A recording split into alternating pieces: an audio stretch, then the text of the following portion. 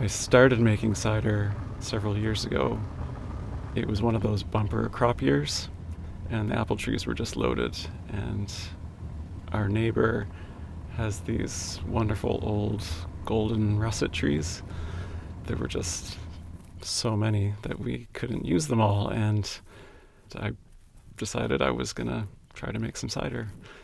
And then it ended up being some of the best cider I've ever tasted. So the next year I wanted to make some more, but the apples weren't quite there at the neighbor's property, so I had to go looking elsewhere. I hopped in the car and drove around looking for old trees, knocking on doors. That year the cider was even better with the wild apples. Then I was hooked. There was no going back.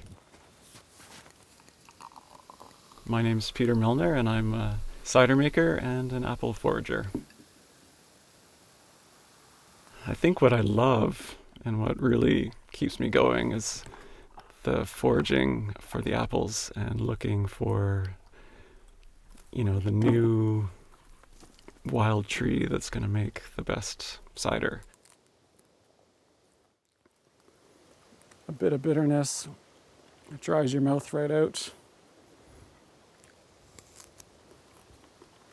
And super sweet all at the same time.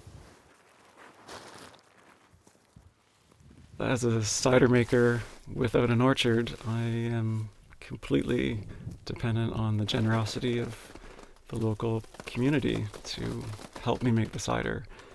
I've just been overwhelmed by the support with the willingness and openness of the landowners to provide access to the trees. I am very grateful for that.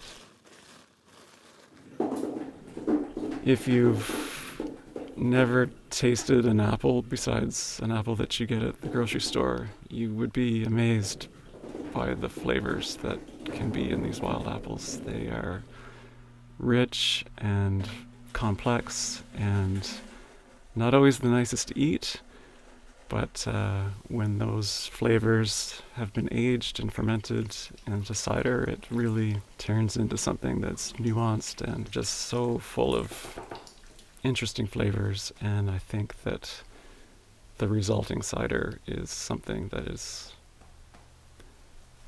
just not something you can get elsewhere. I like to take a natural cider making approach. I avoid using sulfites or preservatives in the cider so that the natural wild yeasts and microorganisms that are just present in our environment can help take the cider on its journey. There's these classic cider apple varieties that are very desirable for cider making: Kingston Black, Yarlington Mill, Muscadet de Dieppe. And you just have this idea that the next great cider apple could just be sitting on the side of the road, and all it takes is going and trying it and making cider with it to see what you find. It captures my imagination for sure.